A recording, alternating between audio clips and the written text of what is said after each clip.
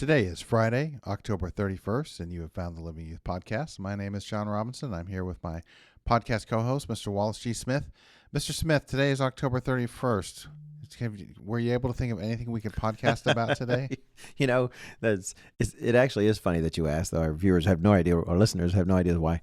We did have some topics worked up. We were going to talk about this, and then it hit us. It is Halloween. The world celebrates. And I just have all these articles that were just literally sent to me. It's like, and then I thought, I don't think we've covered it. I don't think we've talked about Halloween on the podcast, have we, Mr. Robinson? I mean, I really think I could look and see, but I don't think we have. So that is what we're talking about today. Today, we will talk about the holiday, Halloween, and whether or not you should keep it. Spoiler alert, no. If you've got plans tonight, cancel them now. So anyway, today we're talking about Halloween.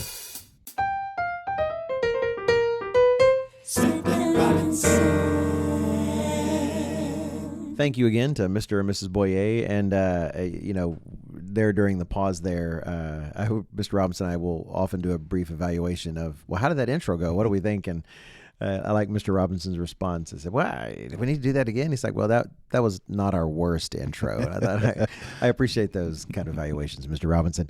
Okay, we are going to talk about Halloween because honestly, and I appreciate so much Mr. Robinson finding old material that he had used even in a sermon before.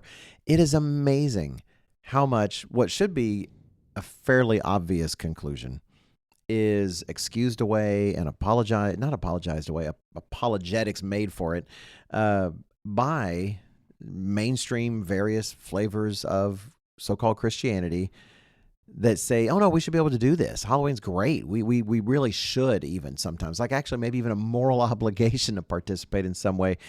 And it honestly makes no sense whatsoever. So I want to start off by reading selections from an article that actually did not come out today. It came out a year ago, but it was from the Catholic News Agency, October 31st, 2024. The title was Spooky, Scary, Saintly, How Catholics Can See Halloween at Its Best. And I'm not going to read the entire thing. It's the introduction just says, whether you dress up as a ghoul, a hero, or a saint, Halloween has a Christian origin that should inspire us to remember our mortality and our redemption in Christ, according to Bishop David Condurla of Tulsa, Oklahoma. And actually, I'll highlight, I'm not against remembering our mortality. You know, the Latin statement, maybe, what is it? Well, I can't think of it. Memento mori. Remember you're mortal. Remember you're going to die. You know, I think there's value in keeping in mind your mortality, to be sure. A lot of us spend so much time avoiding thinking about dying. Sometimes remembering that you're going to die helps to put some things in perspective, right? Well, somebody like me who tends to not, growing up, I was just like, what's the next fun thing I'm going to do, right? I am not thinking in the future. In fact, when I was in high school and they were like, all right, it's time to, what do you want to be? Are you going to college, you going to trade or whatever? And I was like, oh, it feels like I have several years of high school left. But it wasn't. And so I didn't think about my mortality really until I got into my mid-20s. And even then, I think some of life's benchmarks forced that, like, for example, getting married and then having your first children. Guess what? And then, some more life experiences. I didn't feel like there are many mechanisms to growing up, but one of the mechanisms was becoming more aware of your mortality. Because at least for me in my early 20s, and I know there have been some others like me, you're just not thinking about your mortality in your 20s. You feel good. You have lots of energy. You recover quickly from like I played a lot of sports and you could recover quickly. I wasn't thinking about my mortality, but when I did, it really did change my perspective on my life. I don't know that I really started thinking even until, after children to be sure, but sometime after, not until my 30s, did I really start hitting me, oh, wait, 30, you double that, you get something in the 60s and then the 70s, and I know people that have died before then, and it started to sink in. But I do find that comments like that tend to be putting a veneer, on the day. And actually you, Mr. Robinson, growing up in the church, you probably never kept a Halloween in any kind of way. Did Nope. you? No? No. Wow. I did. I went around the neighborhood back then. This would have been the 70s. Asking trick or treat, whatever, wearing a costume. I had a really cheap Frankenstein mask, I remember once. But my most standout memory of keeping Halloween, actually, well, no, two. One is I got to a point where I didn't like going around the neighborhood, even though I was still a little kid. I just was never big into costumes. So I would stay at the house and I would give candy when other kids would come, right? They're usually my age, a little younger, often as little kids. Always creeped me out when the high school kids would show up. They always seemed a little, even to my young age, they seemed a little too old to be doing this. Yes. And always didn't necessarily throw a bunch of thought into any costumes. They're just clearly doing a weird thing going around and getting candy. And I just kind of like, well, here you go. And I'm giving the costume like, oh yeah, thanks, whatever. It just always kind of creeped me out. But in particular, and I had a positive memory about this last night. I remember once being young enough to stand we had a large window in our relatively small ranch home to the front yard, and kind of standing in the windowsill so I could see over the hedge to watch people going up and down the street, whatever, keeping Halloween. And our neighbor, I'll use his real name, Frankie, was a high school kid, older kid. And he just must have seen me in the window at a distance. So he put a mask on and must have snuck under our hedges so I wouldn't see him. And he just jumped out from the hedges and went, "Bruh," really. Oh, man, did I freak out. You're so startled. I just cried. Well, that for a long time was all I would think about is that. It's like, oh, yeah, that was terrible. But, my wife and I were going shopping last night, a quick Costco trip, not a sponsor of the program. And I realized, I do remember that happening. But to Frankie's credit, that's why I'll use his name. I also remember him coming and ringing the doorbell and apologizing to my parents. Really? On his own, right? It's not like they went out looking for him. Oh, that Frankie, we're going to get him. No, I think he recognized that he'd stepped over line, and clearly I freaked out little Wally. And he came to the door, and I just vaguely remember him just talking to my parents, saying, "Hey, I'm really sorry. I didn't think that would bother him, as much." So good on him. Good on Frankie. I'm actually really impressed that he came up and apologized for that. So I want to see if you observe this, if this is my own made up recollection. But I think the 80s is when there really was a pivot away from the costumes. So, for example, even I, as a young kid, recognized that dressing up as like skeletons and goblins and all this kind of stuff was like, where's the Christianity in that? Uh-huh. And it seemed like there was a collective recognition of that in the mainstream community, Christian community. And they phased them out. I mean, in the 80s, for a little while, it kind of lost some popularity. But when it came back, it was superheroes, or you're dressing up as celebrities. Oh, like been that. broadened to different kinds of costumes. That's a really good question. I don't know. It definitely did broaden to other things, and also even honestly nowadays it's so much with erotica as well.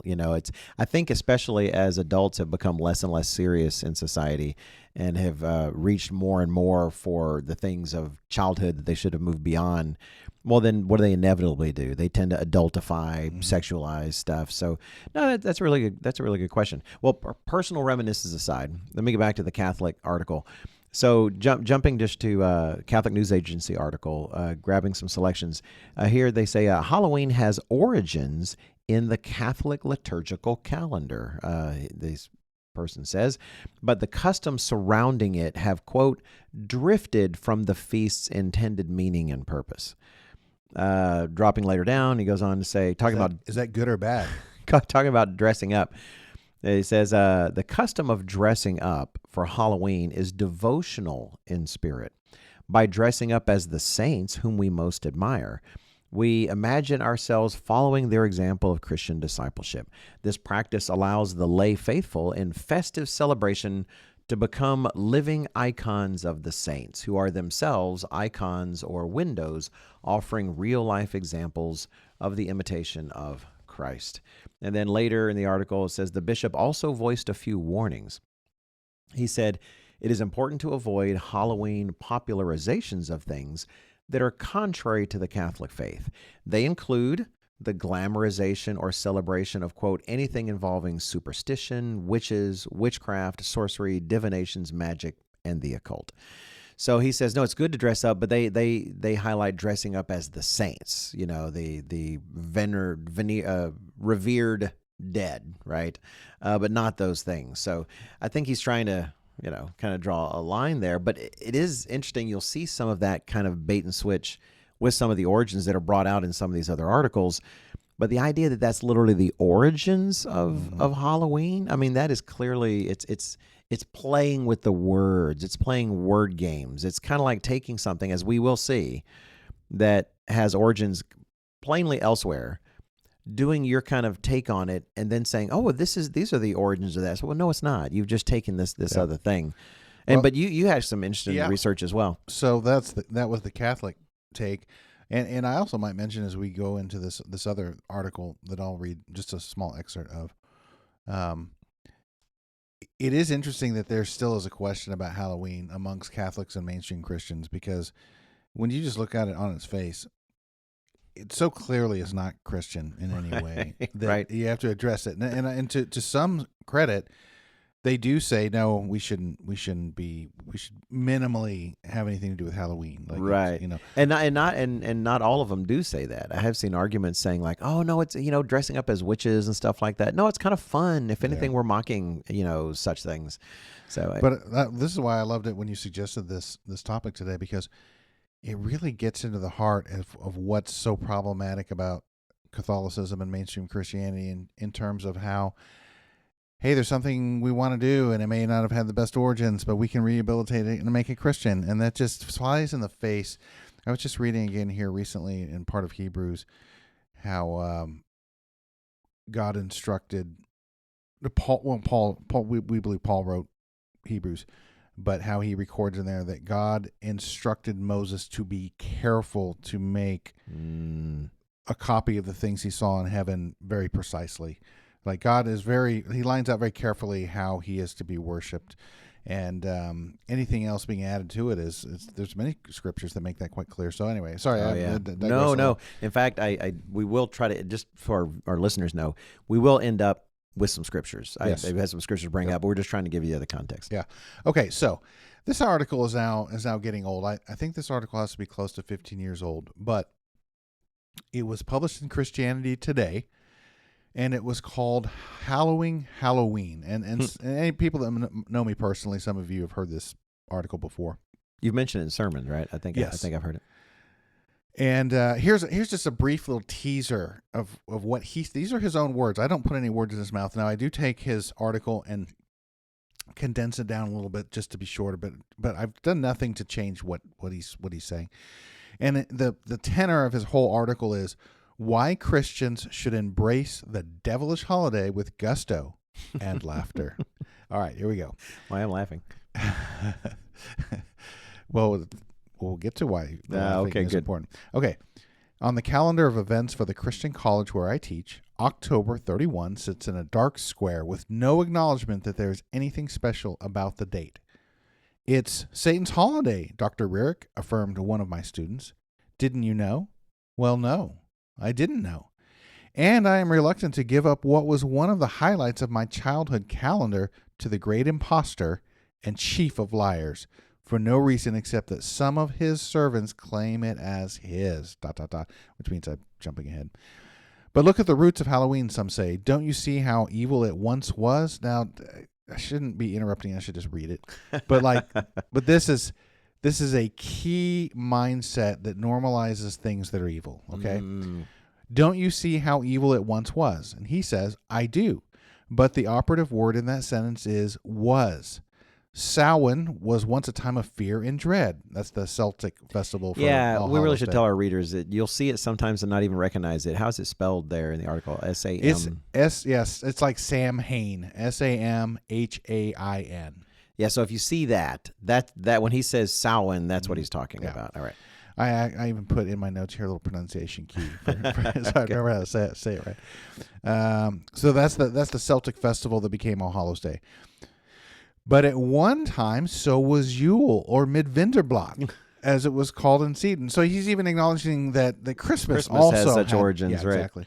So what is his advice to you so that you can be okay with keeping Halloween? He says Christians So instead of shunning this, should instead celebrate Halloween with gusto. If we follow the traditional formula of having a good time at his expense, Satan flees. So if we can just embrace the devilish holiday with gusto and laughter, Satan flees.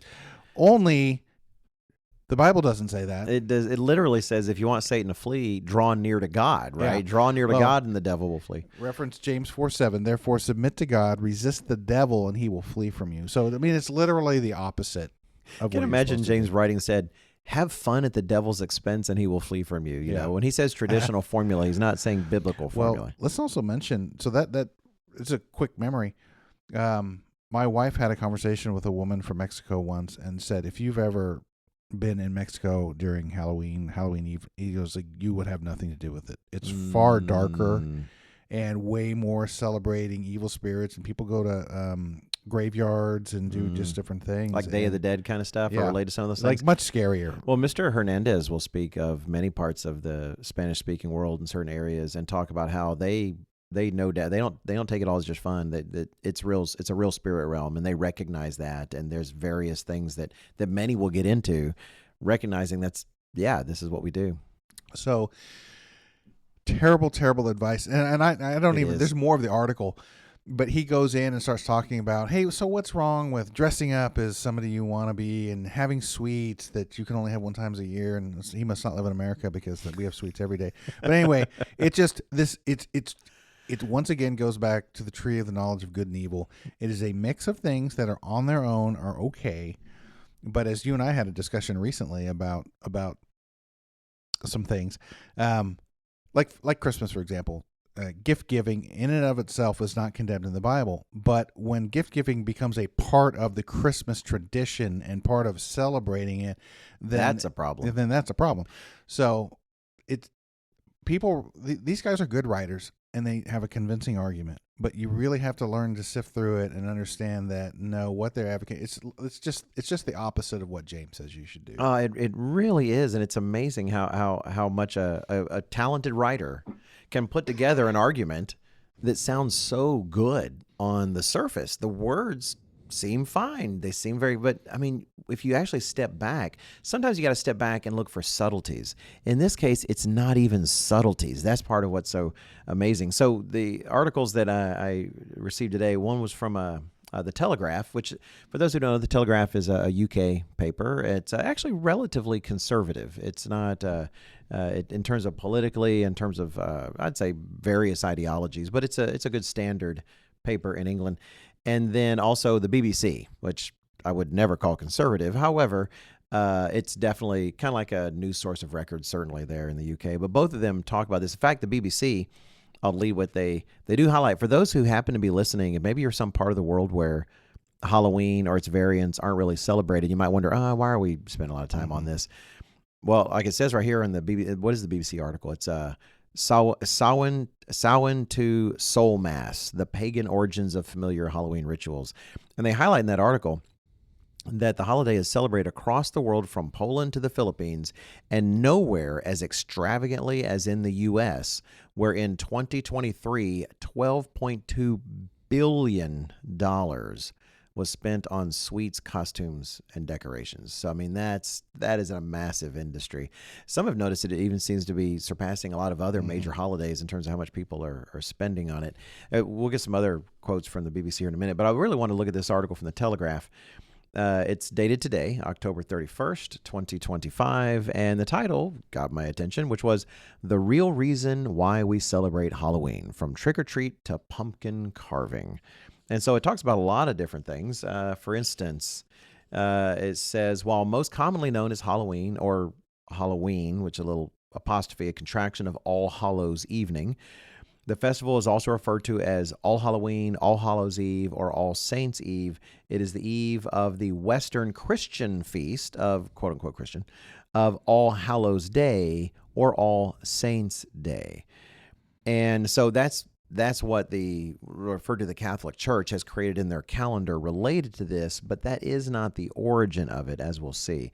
They do highlight in here there's a lot of grumblings that it's become too Americanized. It's like, it's turned into another, kind of American day. But they highlight how the origins really, in this case, so much of it lie with pagan Britain and some of those things. Become too Americanized. Let's get back to its proper pagan roots so we can celebrate this correctly. Go. So here's where they get to that. So as they comment here in the Telegraph, where did Halloween originate? Halloween is thought to have begun in the Celtic fringes of Britain, becoming adapted over the decades by Christian traditions, immigrants' conventions, and the insatiable desire for sweets. The origin of the festival is disputed, and there are both pagan and Christian practices that have evolved into what Halloween is like today. It really is a blending of those things, like you just mentioned. Some believe it origins from the Celtic pagan festival of Samhain, meaning summer's end, which celebrated the end of the harvest season. The Gaels, and I could be saying this wrong, it's hard to say with Gaelic and such, and I'm probably not getting it right, but Gaels, a group native to Ireland, Scotland, and the Isle of Man, thought it was a time when the walls between our world and the next became thin and porous, allowing spirits to pass through and damage their crops. Places were set at the dinner table to appease and welcome the spirits. Gaels would also offer food and drink and light bonfires to ward off the evil spirits. And then they highlight here All Hallows or All Saints' Day, which falls on November 1st, became a Christian festival in the 9th century, so quite some time after all this has been practiced, initiated in the British Isles. It was later adopted by the Catholic Church as a whole, becoming, as the name suggests, a celebration of all the saints of the church. It began with a feast on the preceding evening, possibly as an adaptation of the earlier pagan rites. By the way, trick-or-treating, I think I read, this says trick-or-treating appears to have its origin in the 16th century in Ireland, Scotland, and Wales. But I do note that I think the BBC article says that trick-or-treating in its current form, as we understand it, had its origins in Canada in the early 1900s. So a tip of the hat for that evil addition to our Canadian friends up north. So many things to unpack there. So there are, right. How would James feel, the writer of James, Christ's half-brother, right? Yes, right. Yeah. Several James to keep track of. There are. Literally setting a place and inviting the spirits in. Yeah. Exactly. Just, again, the opposite of what he suggested. Now, it was interesting. I hadn't heard that before when the article started going through some of its origins, and it talked about one was a late summer kind of harvest. Yeah, end of summer kind of thing, right. So this lends extra support to Mr. John O'Gwyn, who wrote our Bible study course, his hypothesis on things. He says, when you go back to the origin of Halloween, he believes it was King Jeroboam. So for the audience that may not be familiar with it, at Solomon's death, Solomon's son Rehoboam became the king, but he was unwise, and the kingdom split. And God had prophesied that this was going to happen. And so the first king of Israel, so Rehoboam continued to be the king of Judah and a mix of some Levites and some Benjamites, but the other 10 tribes ended up becoming their own nation of Israel. And when Jeroboam got in, he was really concerned that people were going to start going to the feast and go down to Jerusalem, and that they would become nostalgic for a unified nation. And if you have a unified nation, you don't need two kings anymore. And so Jeroboam, really pretty from a worldly thinking, from what do we call it? Human reasoning standpoint, probably not a bad evaluation. Yeah, if you're looking for just carnally perspective, you're trying to look at your people like, how do I keep these people right? Ignoring that there's a God, an actual God, right? So long, again, to make this really concise, one of the things he did was he took the feast and moved it back a month. So instead, according to the Jewish calendar, instead of being the 7th month, it got pushed to the 8th month.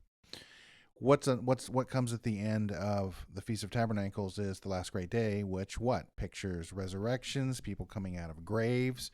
And so you might think, well, Halloween is in the 10th month of the year, but notice it's in the month of October, the 8th. 8th, right? So people, the Roman Latin calendar has been messed with, but that one of the origins of it was a late harvest kind of thing that would line up more with when the feast and the last great day would fall. So you could see how, even in just the article you read, you can see how it's kind of morphed over the centuries and taken on different, what do you call that? Where you have a tradition, take on different traditions and built kind of syncretistic blending of things and such. Right. We have a word for that, and it's called Babylon, which means Babel, which literally means mixing by confusion, something along those lines. Oh yeah, and it's interesting because they do talk about some other traditions that are associated in that season, and it really is interesting how there's such a focus on death and the spirit realm around that same time. They bring in the dressing up, which I think is interesting. They talk about how many. Sorry, this is back the Telegraph article. Many dressed up as souls of the dead and were understood to be protecting themselves from the spirits through impersonation. They say that Celts at the time, they're in Britain and England, dressed up in white with blackened faces during the festival of Samhain to trick the evil spirits that they believe would be roaming the earth.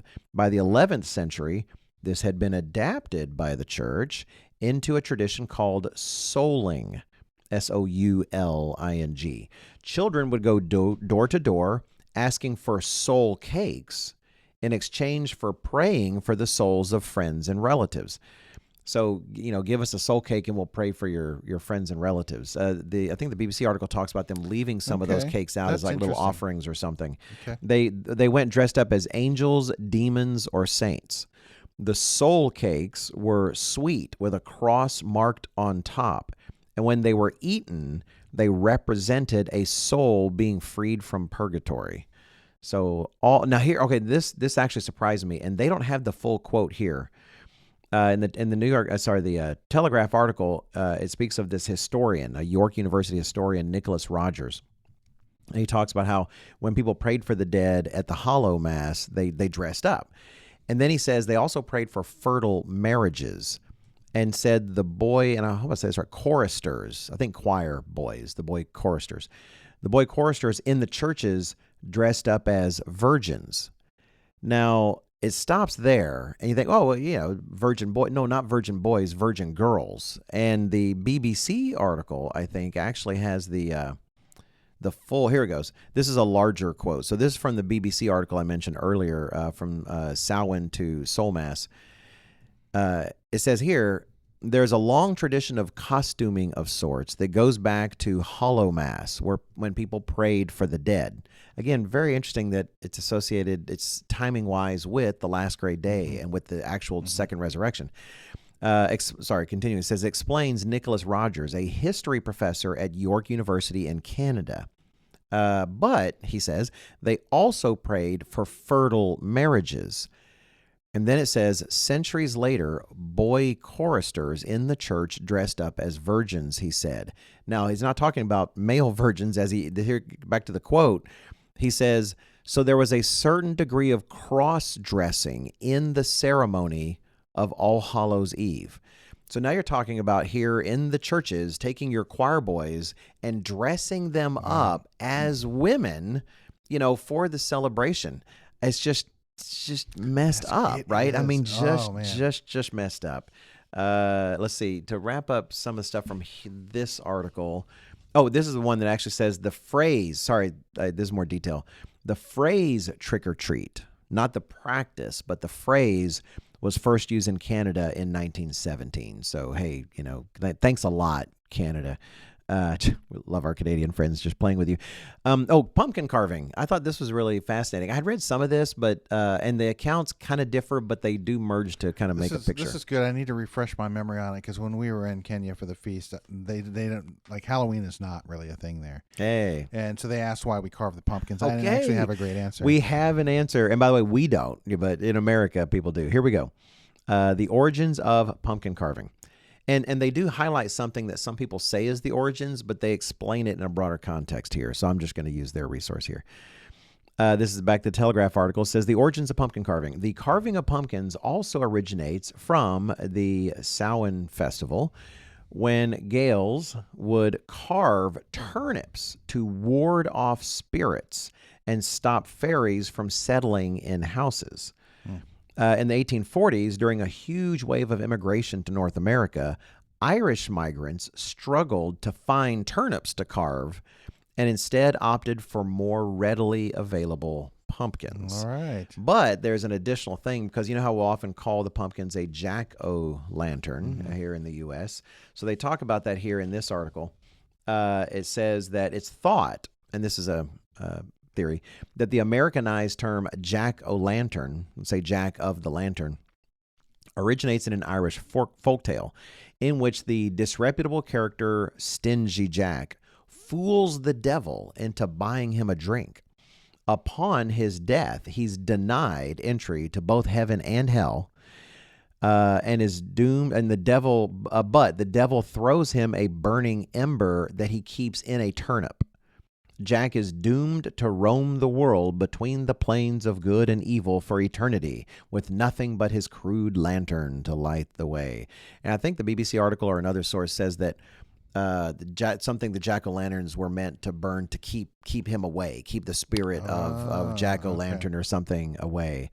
And they go on to highlight other traditions, like in Mexico, trick-or-treating forms only a part of the broader El Dia de los Muertos, they say, the Day of the Dead celebrations on November 1st and 2nd. But they do highlight that even that festival, they do believe goes back at least 3 millennia to pre-Columbian Mesoamerica. They point out that in Ireland, there's a practice of making a barmbrack. I know I'm saying everything wrong when I say it from that land. You should say it as if you just had a glass of whiskey. I don't know how I'd actually say that. A barmbrack, a fruitcake that's part of a fortune-telling game in Ireland. So it's always got to be something messed up. And then Italy, I thought this was really interesting. They comment here that food, you can kind of figure, in Italy plays a big role in Day of the Dead celebrations. And there's something of fave de morti, or apologize to everyone who knows how to speak Italian, and I got that wrong, or beans of the dead, are bean-shaped sugar cookies consumed during the period. It's part of an ancient tradition based on the idea that the souls of the dead resided in fava beans. Eating them would allow a connection between the living and the dead. Wow. So it's amazing, even in all these other kind of things that may have developed separately or developed as tributaries, or not as tributaries, but as, where it kind of forks off. So much obsession with spirits and with the other realm. And the idea that we can just take things like this and say, we're gonna make them something Christian. I'm sorry, you just don't see any support for that in the Bible anywhere. I've seen nuanced attempts at arguments, but it seems like someone's beginning with the desire. They want to have this thing. And so we just figure out what do we say to justify it? I think this is really such a key point. This is core of false Christianity. When I go back to the article I read earlier, the Christianity Today article in Dr. Rarick in defense of Halloween, he uses an interesting phrase. Now, he has a different meaning for it, but his wording is oddly ironic, which is the traditional formula. And he did call it that. That was weird. Yeah. So in my sermon, I actually I think I used that as the title, the traditional formula. And what is the traditional formula from actually the truthful perspective of what we understand from God's truth? And that is, the traditional formula is taking things from here and there and mixing it together and kind of slowly but sure. Like, even if you took pure Christianity, but you take this mindset, you'll eventually begin adding new traditions and new meanings and new holidays to it, as has been done over the last 4,000 years, 5,000 years, at least after the flood. And so this traditional formula is this mixing of ideas and one of them being that we can rehabilitate something that's evil. We can take something that has evil pagan origins, and through whatever magic of cleansing Christianity that we think of, that we can fix something. He's in his article, he's quite clear about the origins of Halloween and how they were problematic. He said that's the operative word here. Yes, they were. He applies it to Christmas. It's kind of the same idea once again. Right. He's open about that in the article. And if we're honest, if he's honest, Valentine's Day. Not Valentine's Day. Easter. Right. Same kind of thing. So here's my scripture, and I know you have one. Maybe even you can wrap us up with. Here, I'm already putting you into the conclusion. This means we'll go another 27 minutes. We're good at that. Maybe we can pull it off. So How does God? So the question we always have to ask ourselves, and I always thought Mr. O'Gwen in particular, he had a lot of influence on me, was really good about asking, and he's not the only one, but he's the one I tend to think of. We should, he would have people want to know, well, can I get away with this, or how close can I get to this? And he said that was always the wrong question. The right question is, what would be the most pleasing to God? Right. So what does he think about this idea of, hey, we could take something that maybe had some problematic origins, but we can rehabilitate it? 2 Corinthians 6:14 through chapter 7 and verse 1. Do not be unequally yoked together with unbelievers. And this yoking is the idea of a team of Oxen? Yeah, oxen. Thank you. Oxens are relatively identical. They are same size, same strength, and they pull together in the same direction. But, if you took a donkey and an oxen and put it in, they would be unequally yoked. Different size, different strength. It would be a problematic. Your plowing is not going to go the way you want it to. So don't be unequally yoked together with unbelievers for the same reason. For what fellowship has righteousness with lawlessness? And what communion has light with darkness? And what accord has Christ with Belial? Or what part has a believer with an unbeliever? And what agreement has the temple of God with idols? For you are the temple of the living God. As God has said, I will dwell in them. He's talking about coming and living his lives in us, with us. I dwell in them and walk among them, and I will be their God, and they shall be my people. Therefore, come out from among them and be separate, says the Lord. Do not touch what is unclean, and I will receive you. I will be a father to you, and you shall be my sons and daughters, says the Lord Almighty. Therefore, having these promises, beloved, let us cleanse ourselves from all filthiness of the flesh and spirit, perfecting holiness in the fear of God. I don't know about you, Mr. Smith, but that's quite clarifying on our idea that we can take old pagan concepts, and then for a while it was kind of thrown at a pejorative at those who were like when World War was falling apart. We're like, well, what's the problem with Christmas? It's pagan. Oh, it's pagan. Everything's pagan. It is pagan, and God makes it quite clear that we don't do that. Yes, 100%, Mr. Robinson. It makes me think sometimes people will try to take those arguments and say, well, look, everything is, neckties, wedding rings, whatever it is. It's like, okay, fine. Yeah, because if anything, we do live in a culture. Western culture is rooted very much in Roman civilization, Roman ideas, Greek ideas. Okay, that said, you're looking at this broad collection of things, and yet you're using that to excuse the obviously wrong, right? Even the Bible, if you look after the Babylonian captivity, you see them using names for the months that they would in Babylon, versus the names they might have used before that. There's very few names of the months that are mentioned. Just like we use in English, at least, Sunday, Monday, Tuesday, Wednesday. That's part of the culture. But you don't do those things and then adopt those practices. You can't use these innocuous things to somehow justify the other. It's interesting that even in the Protestant world and Catholic world, they would understand that the ritualistic practices of the Old Covenant were meant to be tutors. They were still meant to teach us things. And even then, this is kind of a random thing to pull up, but what you mentioned about the idea that you don't mix and make something better reminded me of Haggai, of all things. There's the point that God's trying to make.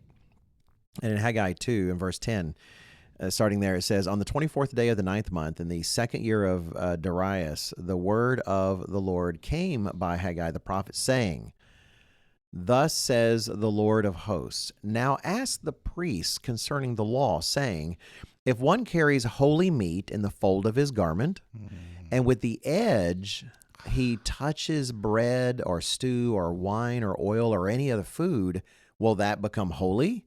And the priest answered and said, well, no. In other words, the holiness doesn't spread from the holy object to the common or unclean.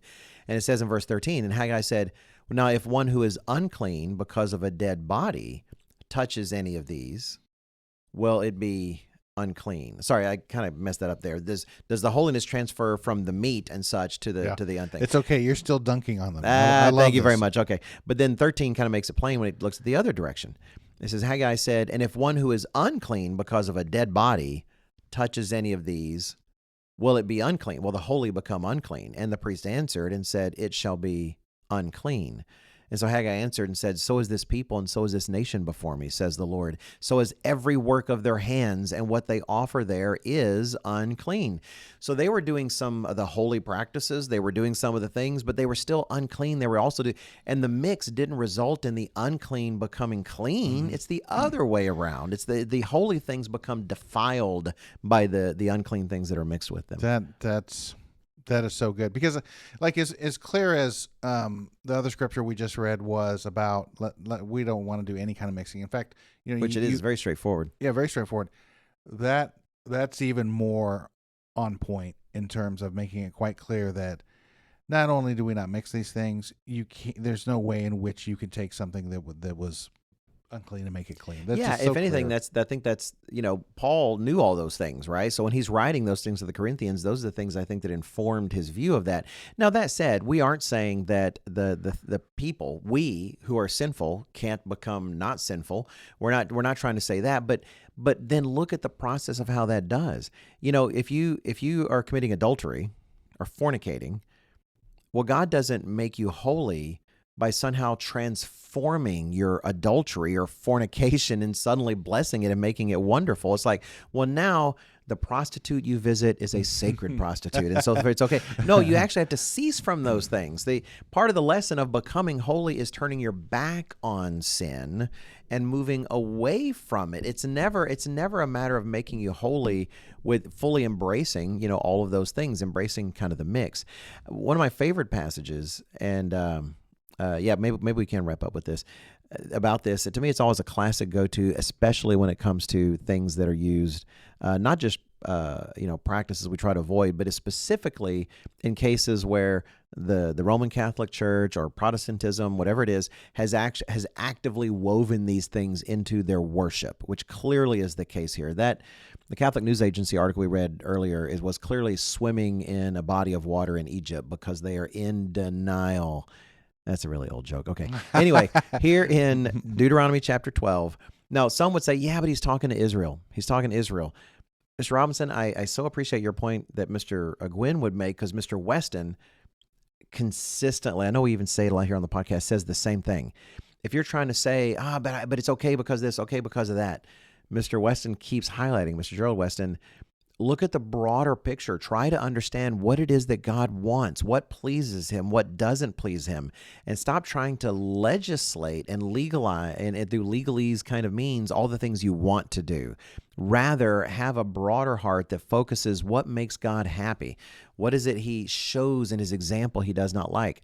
Well, in this case, Deuteronomy 12, you can make all the excuses you want that, this is to ancient Israel. That was different. I'm sorry, there's a principle here. And if you don't think that principle doesn't apply, you're making a mistake.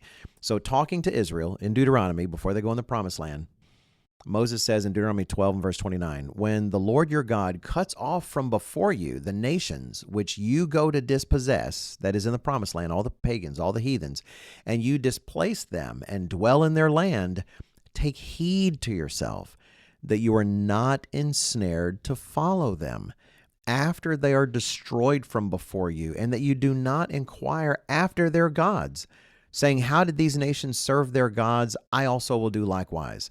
Now, often this is where it comes to a point where people say, but I'm not worshiping other gods. I'm not literally worshiping, if anything, it's All Saints Day. I'm trying to do that. I'm actually pointed towards God. Pope Gregory or whatever, they tried to direct us to God away from these things by using these traditions. Well, that's why you continue. Verse 31 is crucial to me. He says in verse 31, when he continues, speaking of these techniques, these approaches, these practices, you shall not worship the Lord your God in that way. He literally says, I don't care if you claim to be worshiping me. I don't want to be worshiped that way. It's like wanting to celebrate some achievement in my life by making the worst, the food I hate. Why would you do that? He continues, for every abomination to the Lord which he hates, they've done to their gods, for they burn even their sons and daughters in the fire to their gods. Rather, he wraps up in verse 32, whatever I command you, be careful to observe it. You shall not add to it, nor take away from it.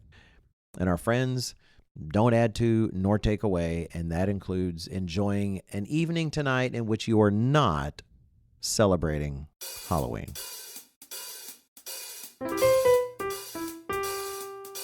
Smith and Robinson.